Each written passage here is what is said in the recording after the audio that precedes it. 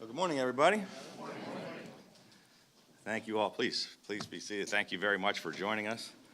Joining me up here today are Steve Kelly, the chair of the Maryland State Board of Victim Services, Gene Yeager, the chair of the Governor's Family Violence Council, our Arnold Eby, the chair of the Maryland Children's Justice Act Committee, as well as Abby Joyner and Robin Sample, who are two brave survivors of domestic violence who have shown tremendous courage, strength of will, and character to overcome, rebuild, and to speak out in the face of criminal victimization. I also want to thank our state's attorneys, law enforcement officials, and legislators who have joined us here this morning. And finally, I want to acknowledge the victim assistance professionals, the advocates and the counselors, and so many others who are on the front lines each and every day assisting the victims of crime and their loved ones. I want to personally thank all of you for your selfless devotion to this critically important work that you all do. We're here this morning to make some important announcements regarding our continuing efforts on behalf of victims.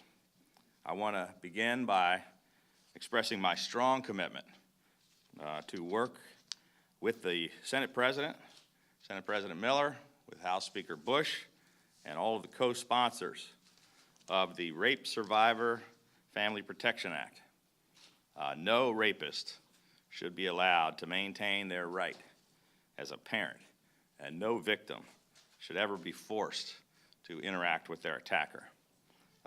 Changing this law is long overdue, and this year there can be no more excuses to finally getting it done.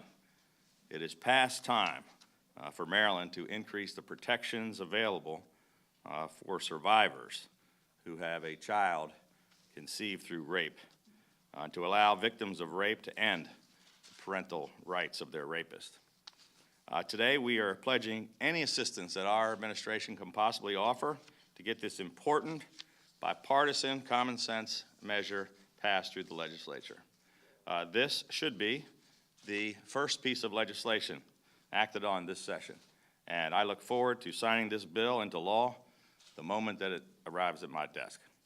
The sad reality is that becoming the victim of a crime often shatters a person's sense of security. It can feel as if his or her entire world has been turned upside down. And much too often it can leave wounds that are often unseen, which sometimes never truly or fully heal. All of us have seen the disturbing headlines describing the stories of countless women who have been repeatedly victimized and who too often feel powerless to speak out or to fight back. And across the nation, a shocking 2 out of 3 sexual assaults go unreported, leaving behind victims who live in fear for years. It is estimated that as many as 1 in 5 women experience a sexual assault while attending college. As we know, many are unlikely to report the incident to the police. And all too often, when we're talking about reforms to our criminal justice system, we focus on the offenders. We focus on ways to give law enforcement and prosecutors the tools they need to arrest, convict, and put criminals behind bars. But what had often been forgotten in these conversations and these deliberations are the victims of these crimes, the men and women and families whose lives will never be the same. In Maryland, we've worked hard to create a system of justice which restores victims and strengthens communities. A system that empowers victims, gives them the resources that they need to become self-sufficient, and works to break the cycle of criminal victimization. For the past 2 years, we have convened the first ever Governor's Statewide Victim Initiative Conferences to recognize those who have contributed so much to the victims' rights movement here in Maryland and to create more collaboration in order to share ideas and resources among the many service providers. Last year, we enacted major criminal justice reform, including key provisions that just went into effect in October to strengthen victims' rights and to aid in restoration. The law now requires the withholding of 25% of inmate earnings in order to pay restitution. In addition, it requires an in-depth examination of our existing system of restitution so that we can make certain that criminal offenders pay victims back for the financial losses caused by the offender's actions.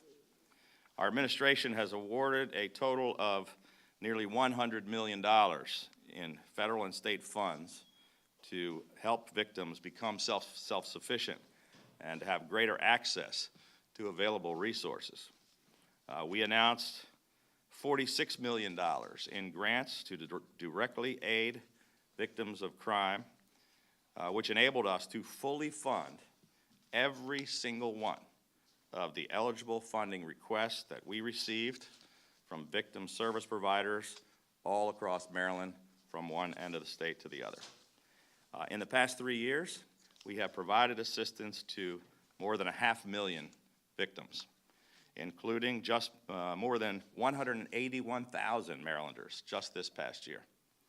Our administration remains strongly committed to ensuring that victims of crime have the right to information, the right to be present, the right to provide input, and the right to receive restitution. Most importantly, the expectation of being treated with the dignity and the respect that they deserve. Maryland is one of the top states in the nation in calls to the National Human Trafficking Hotline, which serves victims and survivors of human trafficking. Earlier today, I signed a proclamation recognizing January as Slavery and Human Trafficking Prevention Month and declaring next Thursday, January 11th, as Human Trafficking Awareness Day.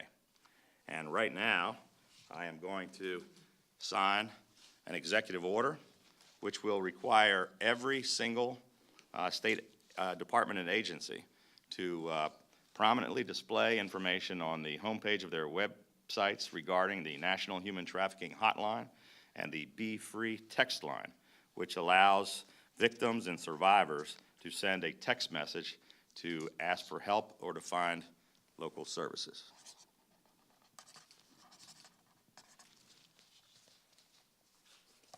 This right here.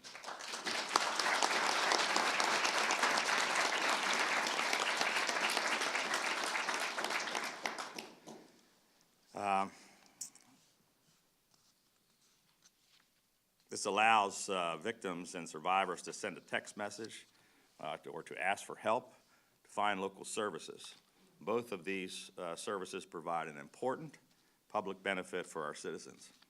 Data and technology are important tools as we work to aggressively pursue these traffickers.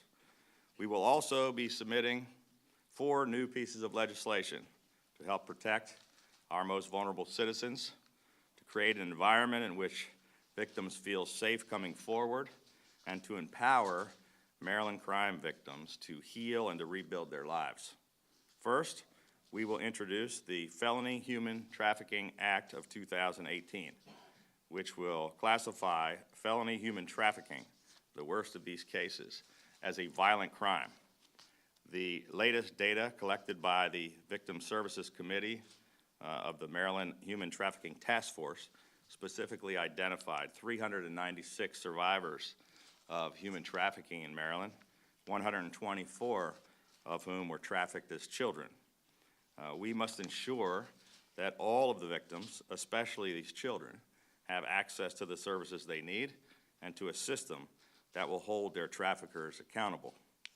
Under our proposal, cases of human trafficking in which the perpetrator traffics a child or takes or detains a victim with the intent to use force to compel the victim to perform a sexual act will be classified as violent crimes. This legislation will ensure that offenders who commit these heinous acts will serve more of their sentences behind bars. We are also introducing the Repeat Sexual Predator Prevention Act of 2018. This bill will allow courts to admit evidence of a defendant's prior history of sexual crimes or abuse during prosecution for subsequent offenses. We know that sexual predators follow patterns of behavior. A single victim is often not the perpetrator's only victim. Many of you are well aware of the horrific story of 11-year-old Sarah Foxwell. Sarah was brutally murdered by a monster who had previously been convicted of sexual offenses. However, in subsequent cases, prosecutors were not allowed to introduce any evidence of his previous heinous crimes. This predator should have been behind bars long before Sarah was ever brutally attacked and murdered. This bipartisan proposal has been considered by the legislature for several years now, but amazingly, it still hasn't passed. We want this year to finally be the year that this common sense measure is enacted into law. We will also introduce legislation to empower the victims of domestic violence to help rebuild their lives by allowing them to safely purchase a home without fear that it will expose their location to their abuser. The Maryland Safe at Home Address Confidentiality Program was created in 2006 and is administered by the Secretary of State's office. It protects victims of domestic violence, human trafficking, stalking, and sexual assault by providing them with a substitute address to use as a legal residence, as a school or work address when interacting with state and local government. This program has already helped to protect more than 2,200 victims in Maryland, allowing them to seek stability as survivors. However, under current Maryland law, if a program participant purchases a home, they are no longer guarded. The deed is recorded publicly, and the victim's place of residence is easily discoverable by their abuser. Our legislation will strengthen the program by implementing the recommendations of the task force to study recording deeds for victims of domestic violence, which was created by legislation sponsored by Senator Susan Lee of Montgomery County, and which was chaired by our Secretary of State, John Wobensmith. This legislation will allow participants to safely purchase a home without being victimized again, and it will also establish a deed shielding procedure for program participants, which removes a deed and other public documents from public access. We are also introducing legislation that will create a new victim services unit to focus on restitution by centralizing data collection and working with state agencies to improve the restitution collection process. The new unit, located in GOCAP, the Governor's Office of Crime Control and Prevention, will coordinate and handle the case management for restitution claims in Maryland. This new unit will act as a one-stop shop for victim notification and for the dissemination of information regarding restitution. The legislation will streamline the delivery of services for victims, and it will also allow for an additional $800,000 in federal funds, which will go directly to the victims in Maryland each year. Finally, last year, I vetoed an ill-conceived and misguided bill that would have prohibited colleges and universities from using an admissions application which contains any questions about a prospective student's prior criminal history, no matter how violent, how heinous, or how lengthy that criminal history may be. This is terrible proposed policy, and it would not have differentiated between those individuals with a violent felony or a serious crime background, such as sexual assault convictions, from those with a nonviolent misdemeanor on their record. Maryland's colleges and universities must be safe communities where students are free to learn and grow. Keeping our student population safe is a primary responsibility, and allowing repeat violent offenders to be admitted to one of our universities without ever checking or tracking their criminal backgrounds would have been reckless, outrageous, and irresponsible. One of our most important responsibilities is to protect Maryland citizens, and we look forward to working with our friends in the legislature in a bipartisan manner on all of these common sense victims' rights proposals in order to make Maryland safer for all of our citizens. Thank you.